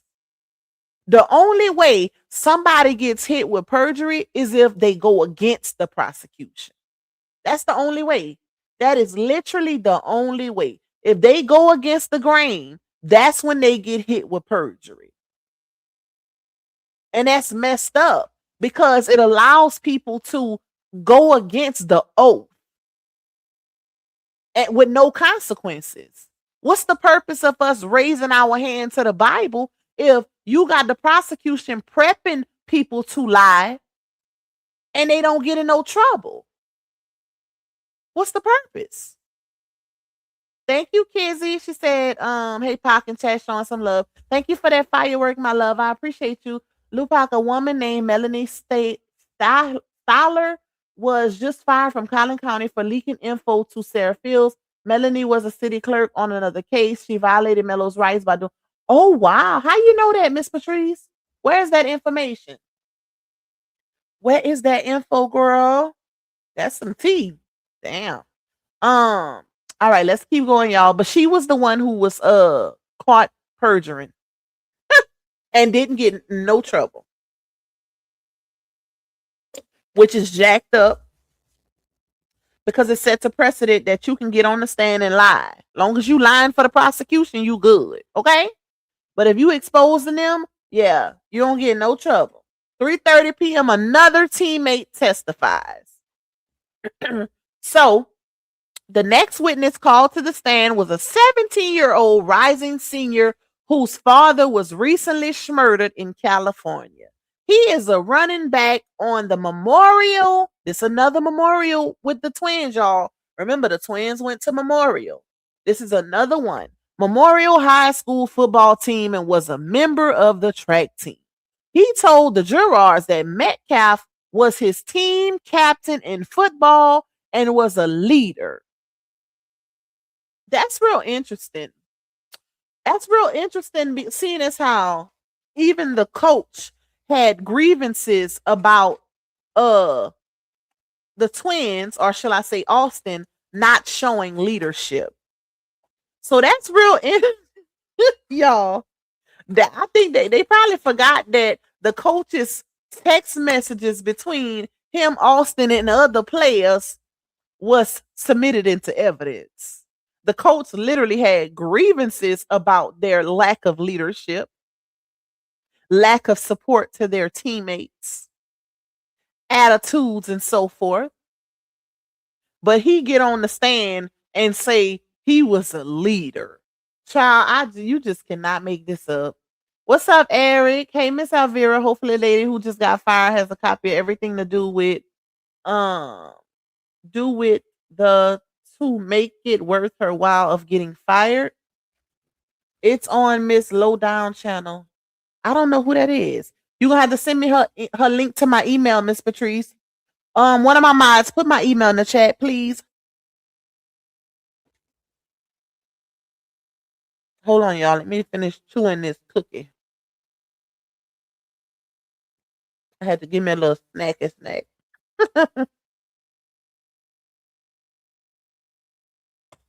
Okay. Thank you, Reels. You say make sure y'all sharing the live. I didn't want to chew in y'all ear. So all right, so let's keep going. He described him as someone who believed in him. The witness again walked through the events that happened step by step. He testified that he was putting on his shorts when he saw Metcalf talking to Anthony.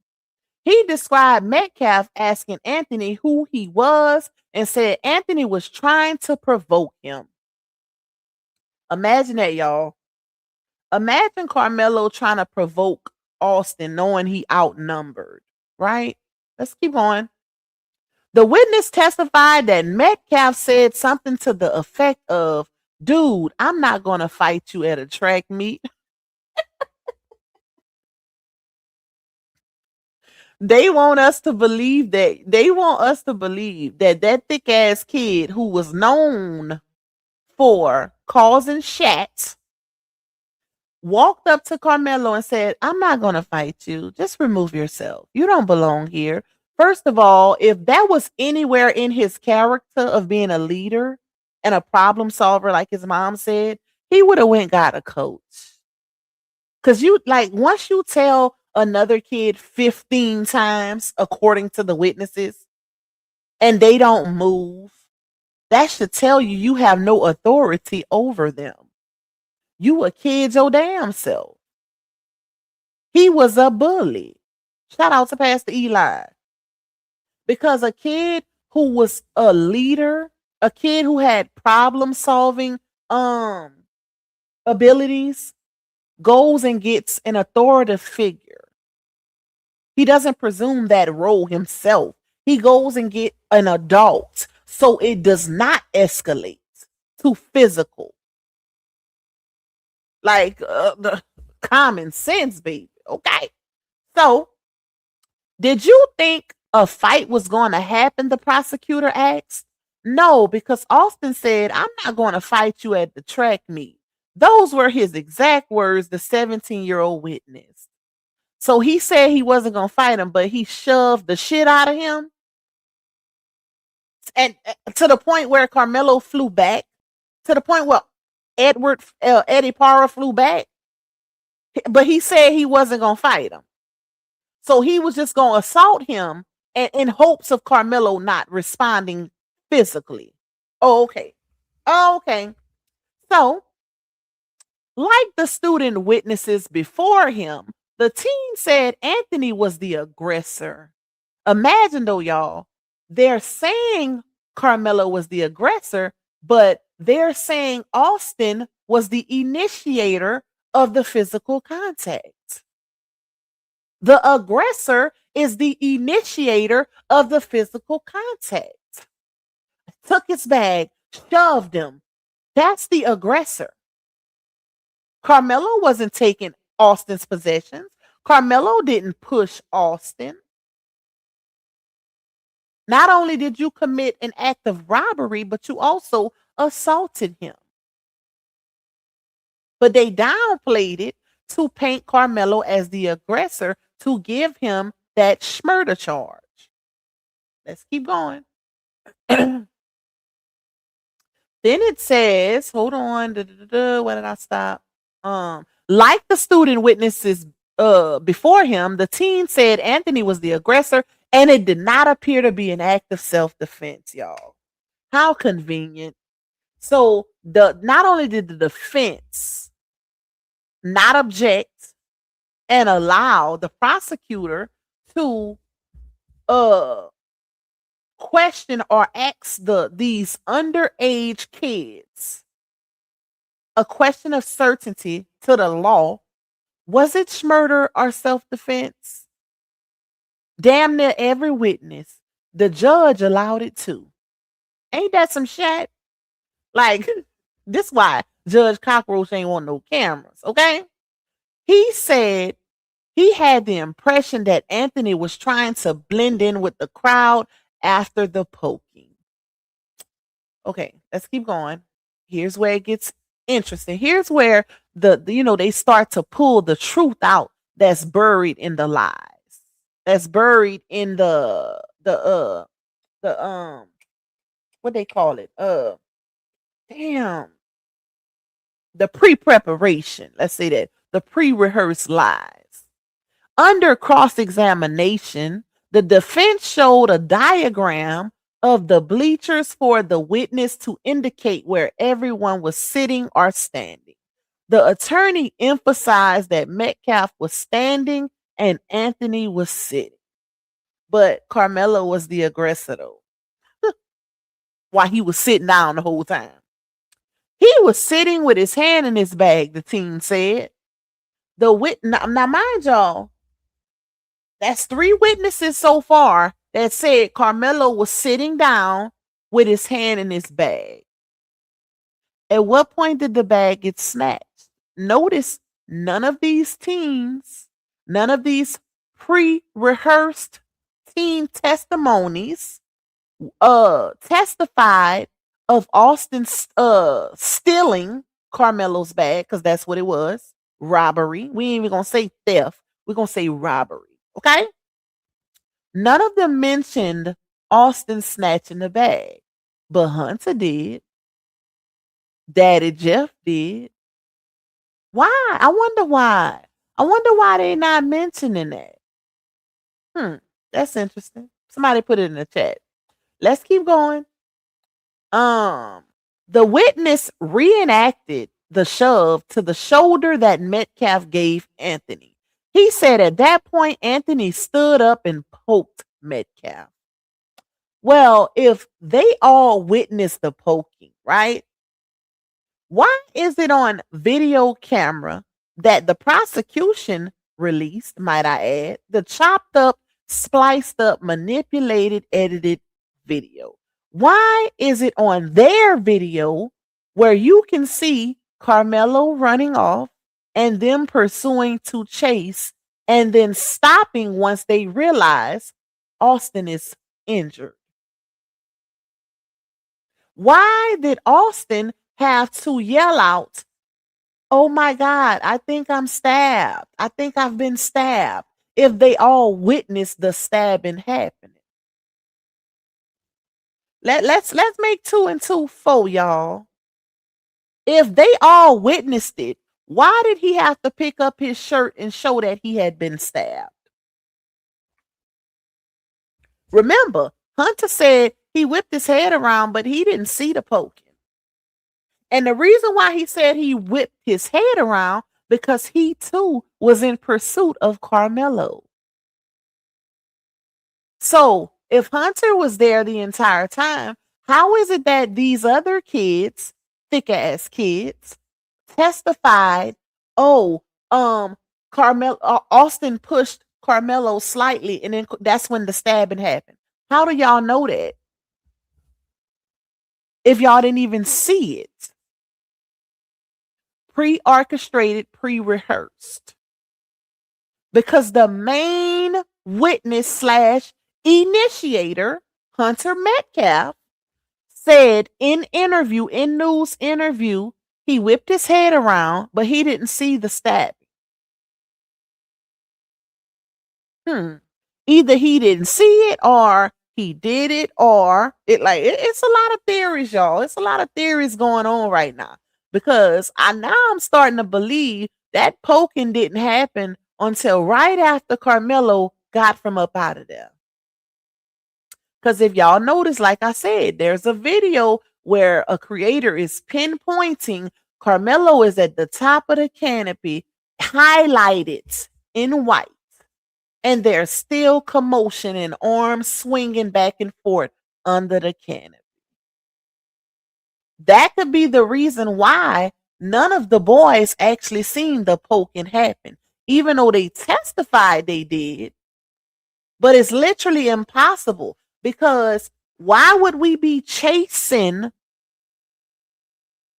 the accused with a weapon? Why would we be chasing him if he got a weapon?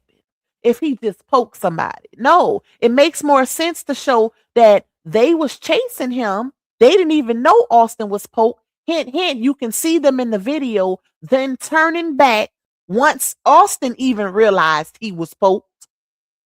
You can see most of them, half of them stopped and went back, and the other ones continued pursuit of Karmelo. It's in the video. Their spliced up video. They pick and chose what they wanted their video to show. Shout out to Georgette. She said they were still fighting. That's a fact. That's a fact according to their video. They were still fighting up under that thing. Go back and look, y'all. I'm going to try to find it because somebody got a real clear version.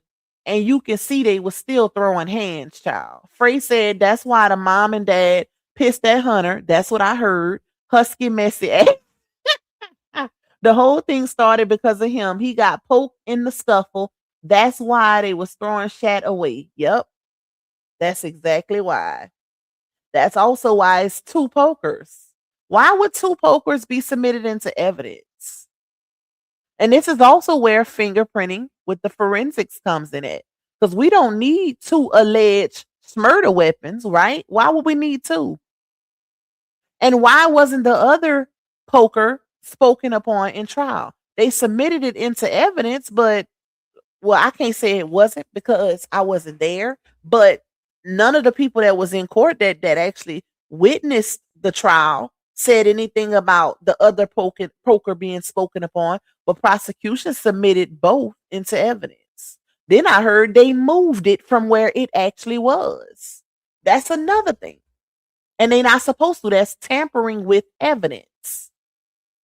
This is why, y'all, you see all of this confusion, all of this controversy, all of this that we are uncovering, and we don't even have all the details. This is why this type of trial, this type of case would have been thrown out. This is why you got people who was around since it happened back April 2nd, 2025, who didn't even think it was going to make it to a trial. Because there's so much corruption going on, so much tampering going on. Nobody did their jobs. There will be so many lawsuits once all of this is said and done that it don't make no sense. Anybody, as far as a quote unquote witness is concerned, can be coerced. In all actuality, they don't even have real proof that Karmelo was the one to commit the poking that actually unalived this boy. They don't have proof because they didn't fingerprint them murder weapons. They didn't fingerprint them. How they know Karmelo owned it? How they know he brought it there? How they know he didn't pick it up from under the bleachers? And then again, you never know, they might know and just kept that away from the people too. But based on their video with all of that commotion going on, we don't even know if he actually was the one to do it because he did not. This is why they was banking on that body cam footage. Remember, prosecution made Eduardo Cortez testify those statements in court, even though they shouldn't have even been able to upheld because he didn't Mirandarize that baby. He didn't Miranda. That's why he said, I didn't ask him anything, but he kept talking. That's why he made that statement, even though he was asking him stuff. I don't even know how the hell that was even able to be used, right? Because you can't even hear the clear statement. You can't hear it. That was manipulated also. Keep talking, Lupakas, how we know. Okay, Fred, like how we know. All this ish over Hunter. And that's a fact. The one who stayed away from the trial. Let's keep going, y'all. When is which one I stopped on? Okay. The past few witnesses have given slightly different descriptions of the strength of Metcalf's push or shove. With some witnesses said it was with two hands, while others said it was with one. When the defense asks about athletes from different schools mingling at track meets, the witness acknowledged that sometimes it does happen. But he said typically coaches will tell other students to leave the tent if they're from a different school. I ain't never heard it. And I was an athlete damn near every year in school. I ain't never heard that. We didn't have, well, maybe we different in the booth. Okay. You know, we had that little competitive spirit, but for the most part, we was cool with other schools, people from other schools. Like, no, this was some straight up bullying type chats. Who the hell kicks another student out when it's raining? We just don't do that. So, hold on. 2:40 p.m. third teen testifies. A 16-year-old rising junior took the stand. He told jurors he was on the football and track team. He said that even though Metcalf and his twin brother were older than him, he knew them from football and track. Let's keep going. He testified that on the morning of the deadly track meet, he helped set up the tent, which he called a home base for us. He remembered Anthony walking up and sitting under the tent. Y'all, this is interesting because if he helped assist them, then I'm pretty sure he probably seen that poker that was used to put it up. Let's keep going. He remembered Anthony walking up and sitting under the tent. Question is in quotes. What did you think when he sat there? Prosecutor asked. I was questioning why he was there, the teen said. He said he wondered if Anthony had friends there. He told jurors, weird for students to come to other tents. No, it wasn't weird because they had, y'all, this how you know this a load of crap, because they had other kids under other canopies there from different schools. It was raining, an unexpected storm. Things like this happen. If anything, I remember when we would go to games, and because I played softball, y'all, I was district and everything. I remember like when it would rain out or something like that, we would be inviting the other kids to come under to get out the rain. So like this, God, this is crazy. So, he said he was questioning why he was there. Keep in mind, one of the other witnesses said that Karmelo knew another kid, which was Eddie Parra. He dapped him up and everything, and he was minding his business. That's what another prosecution witness testified. The first one we read. So he said, wait, where did we stop? Okay. Once Anthony sat down, the teen said he heard Metcalf ask him why he was there. He said Metcalf asked him multiple times to leave, but he did not. Y'all notice that the other two witnesses basically spoke and said that the Metcalf twins was coming back. One said they was coming back from the concession or, stretching or whatever. And they didn't see Karmelo, which means Karmelo was already sitting there. I forgot what the other one said exactly, but notice this one literally made it seem like Karmelo sat down behind them. When Hunter even said in both both of his testimonies, both of his statements that they was coming back from the field house or whatever. So let's keep going. Once Anthony sat down, the teen said he heard Metcalf ask him why was he there. He said Metcalf asked him multiple times to leave, but he did not. Anthony said several times that he had something in his bag. So he the only one that seen that heard that? Notice the other kids said that they seen Anthony's hand in his bag as if he was holding something. One witness even stated that he took it seriously, right? This one is saying that Karmelo told them multiple times that he had something in his bag. Now I ask again, at what point does Austin snatch the bag? Because that's what the daddy and the twin said, right?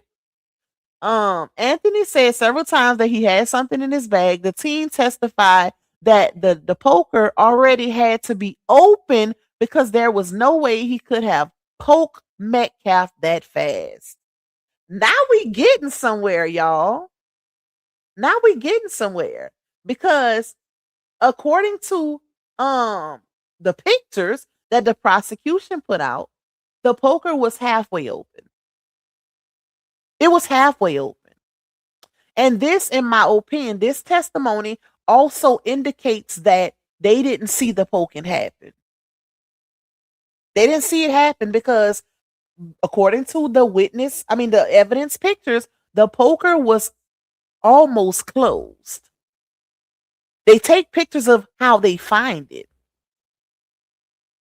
They literally, anytime evidence is submitted, where they're supposed to, they're supposed to take pictures before they even touch anything. Both of those pictures that were submitted into evidence, the poker was almost closed. At least 3/4 closed, not fully extended, right? So this is a question mark. When the teens say the poker already had the poker had to already be open because there was no way he could have poked Austin that fast. That further supports it could have possibly happened once Karmelo was out of the canopy, when there was still commotion and swinging going on in the video scene. Pay attention to what he's saying, y'all. He said it had to have been open. We know it wasn't. We know it wasn't open. Because there was no way he could have poked Metcalf that fast. The defense was supposed to weigh in on that. Let's keep going. Did either Austin or Karmelo get angry, the state asked? Of course they asked that because they already prepped him for it. Not angry, but more frustrated, the teen said. He said he didn't know why it escalated so fast. He testified that Anthony got more aggressive the more he was asked to leave. Oh, okay. So the one who was all alone, surrounded, was the more aggressive. I gotta keep saying that, y'all, because it don't make sense. So, did it appear Austin wanted to fight? The prosecutor asked. No, the teen said. He didn't want to fight, y'all. He just wanted to shove him up and bully him and snatch his bag in the midst of committing robbery. You know, big guy and the biggest bully in front of his friends. He ain't want to fight though. He just wanted to do everything that would cause a fight.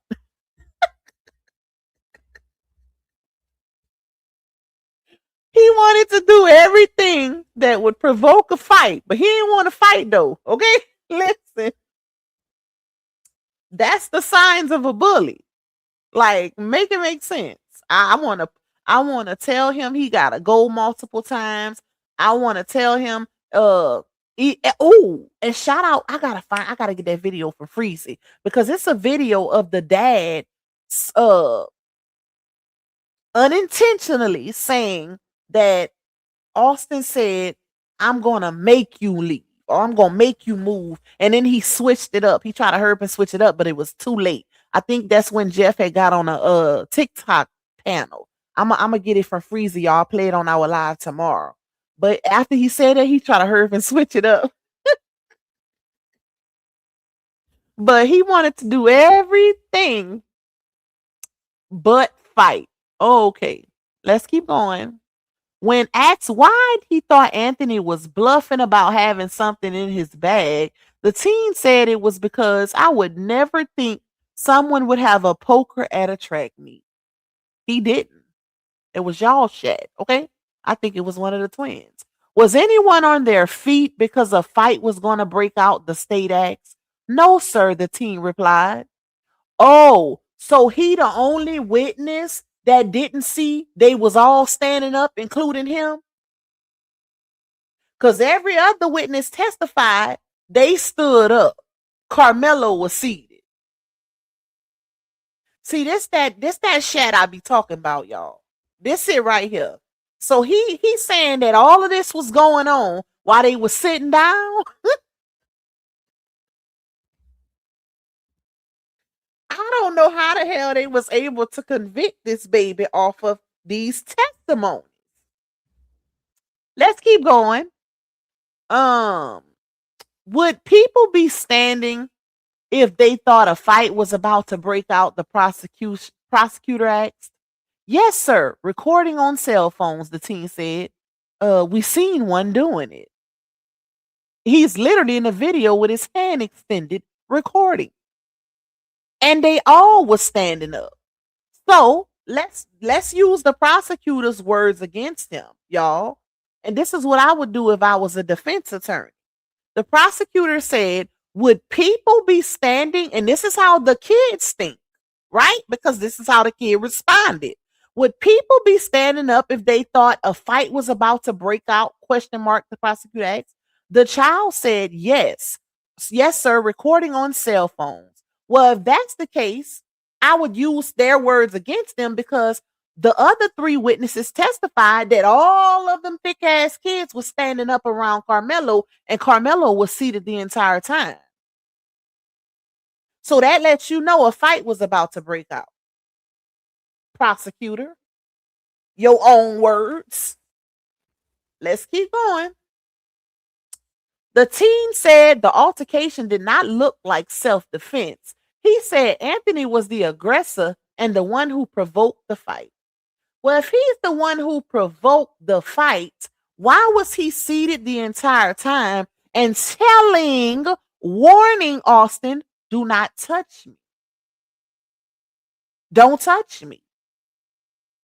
That's not provocation. That's a warning. That's me trying to help you save your life. That's me trying to stop physical contact. Provocation is something completely different. And the fact that they couldn't differentiate that in court is what's even more so mind-boggling because these are supposed to be professionals and they use warnings as means of provocation. Like what? Let's keep going. The teen said, okay, I read that part.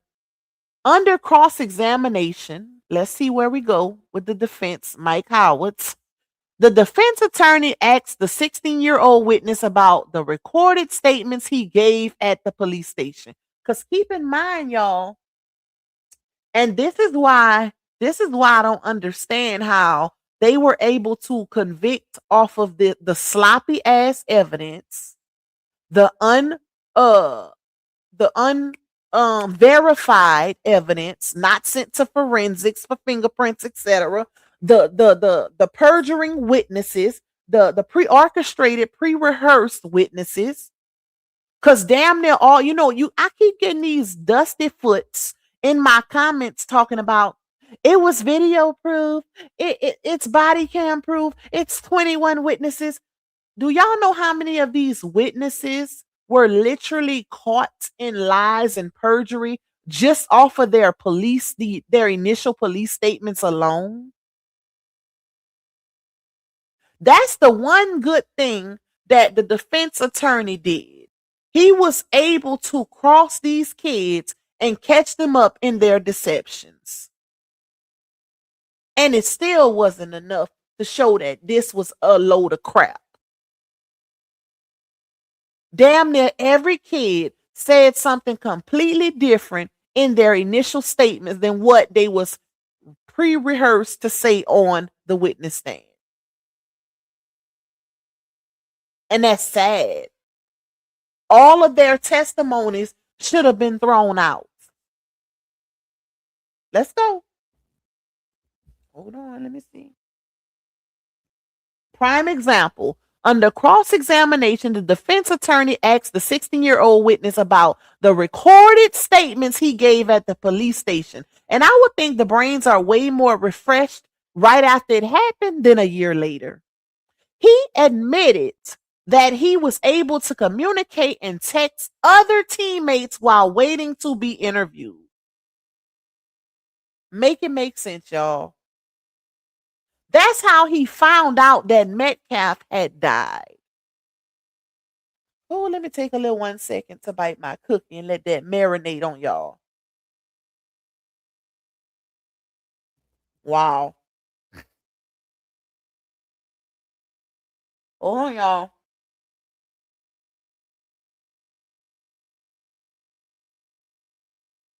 This is crazy.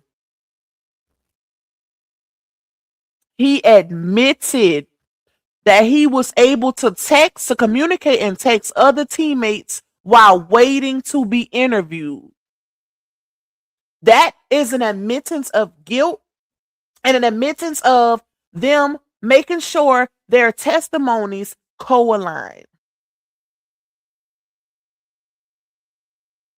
Make it make sense.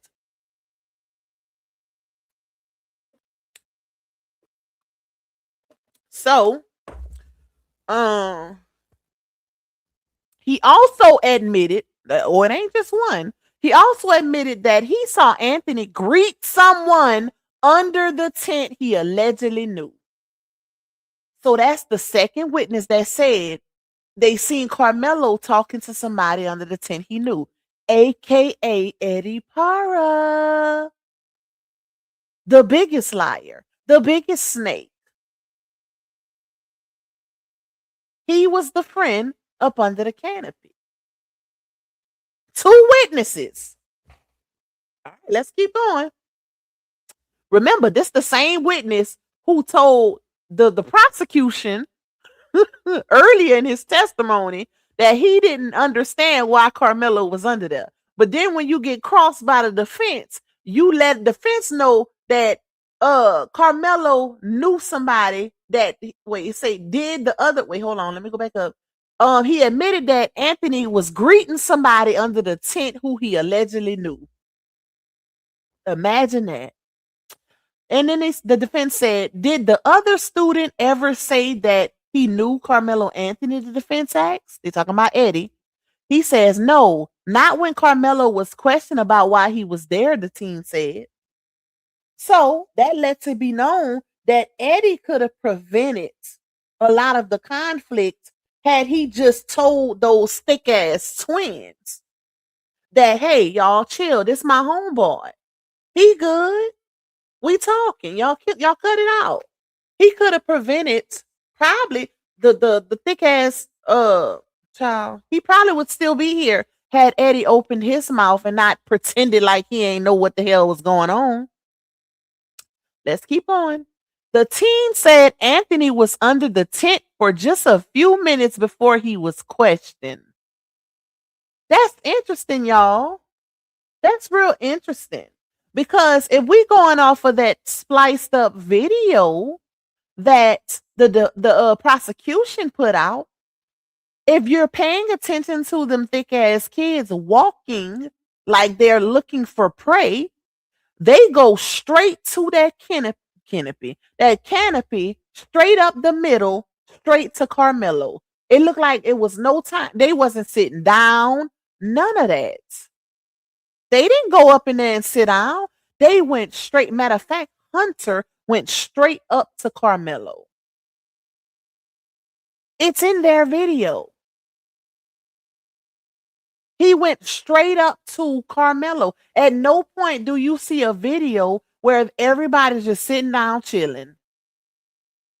But notice that Frisco ISD video showed that This teen being crossed said that Anthony was under that tent for just a few minutes before he was questioned. So that co-aligns with Karmelo already being there. Metcalf was the first to question him, and then everybody else did. That also lets you know that it was not a one-on-one situation. Because why did it take for everybody else, quote unquote, to question one kid by himself? That's where the defense supposed to put that hammer, lay that law down. Why was it needed for it? Remember, it was just Austin and Karmelo. Well, why were the other kids needed to lay the law down with the same question?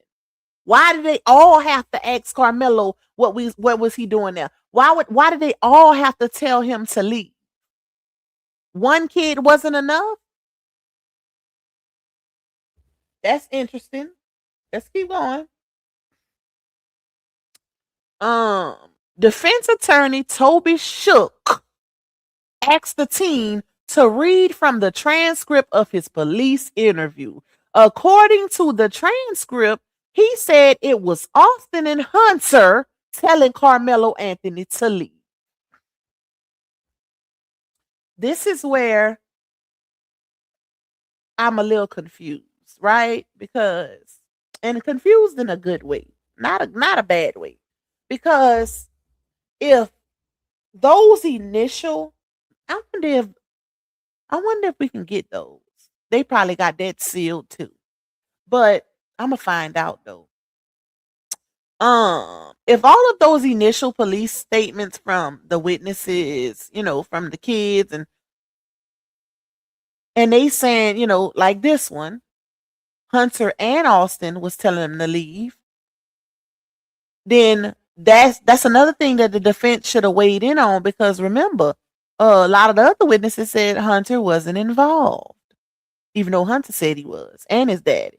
This is crazy. Let's keep going. Where did I stop? Okay. Was Austin asking where Karmelo was from? Anything like that? The defense asked. And then he says, "No, sir," the teen said. When asked if he heard Anthony warn Metcalf several times that he had something in his bag, the teen replied, "Yes." But he said he's not sure if he thought that was a warning. But you knew it wasn't self-defense though. Oh, okay. "I'm not sure what it was," he said. The defense questioned the teen about the size difference between Anthony and Metcalf. So this is the one where Jeff was in court coughing and snotting and snorting and trying to get trying to get the attention so he cannot say the wrong thing on the stand. This is that, y'all.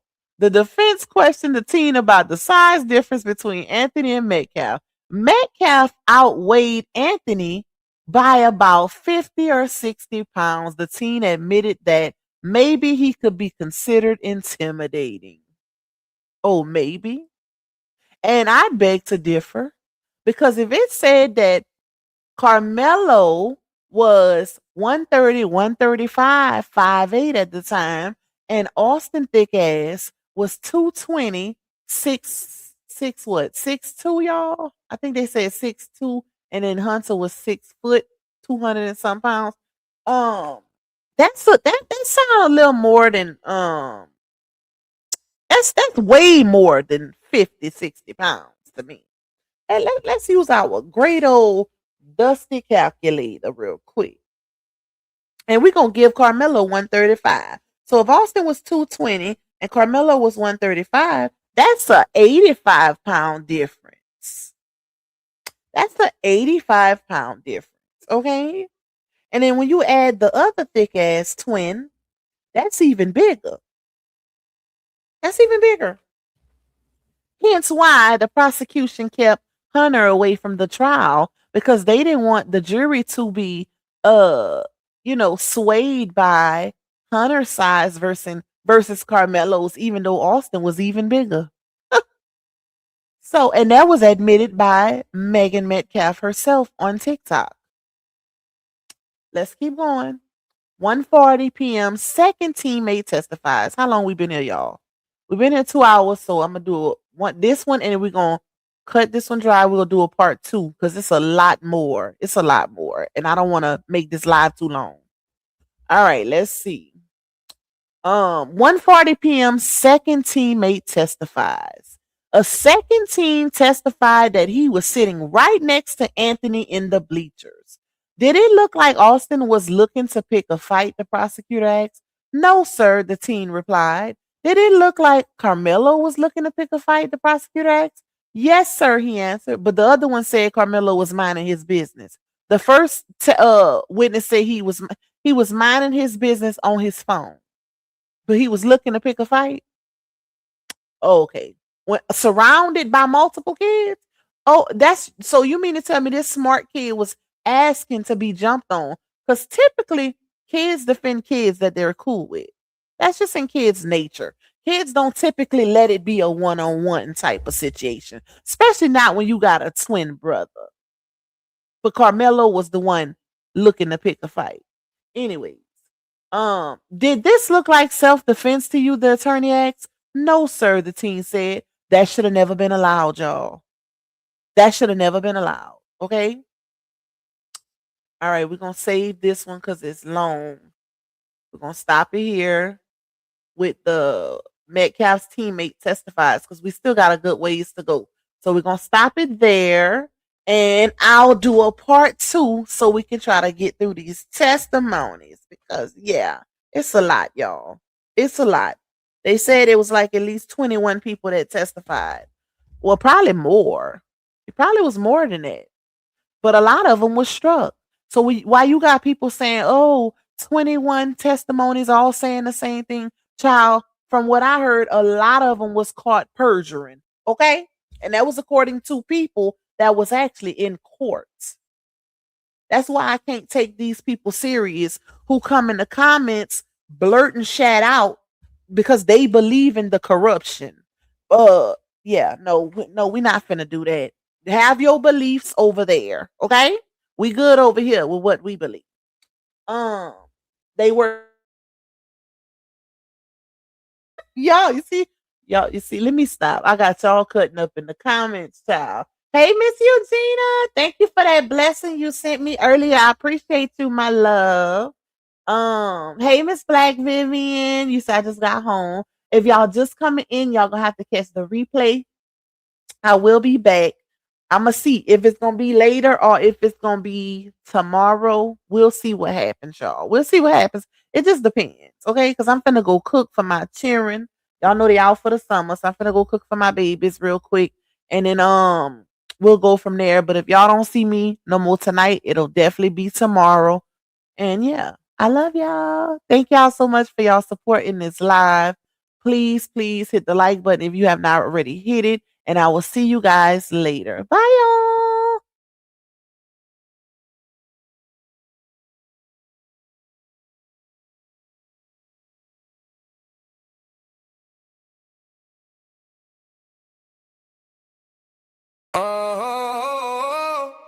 Y'all know what time it is. The truth teller in the spot. Always bring the facts. Yeah, she make the fake stop. Stop clearing out the noise. Never let the lie rock. Nope. Say it with me loud. Wipe them down, pop. Wipe them down, pop. Wipe them down, pop. Yeah. Wipe them down, pop. It's Lil Park, baby. Wipe them down, pop. Wipe them down, pop. Wipe them down, pop. It's Lil Park, baby. Receipts on deck, she gon' air that out. Lil Park, wipe them down. If it's cap in the chat, she gon' call that out. Lil Park, wipe them down. Came with the proof, better watch it now. Lil Park, wipe them down. If it ain't fast, don't come around. Lil Park, baby. Wipe them down, pop. Wipe them down, pop. Wipe them down, pop. Lil Park, baby. Wipe them down, pop. Wipe them down, pop. Wipe them down, pop. It's Lil Park, baby. She a Louisiana, my truth on blast. Lil Park, wipe them down. Receipt so strong, but the lies won't last. Lil Park, wipe them down. When she step in the spot, all eyes on her. Lil Park, wipe them down. Expose real quick, make the face to turn. Lil Park, baby. Who got the truth? Lil Park. Who bring the proof? Lil Park. Hands to the left, hands to the right, wipe them down. Club lit up all night, wipe them down. Who got need? She OB.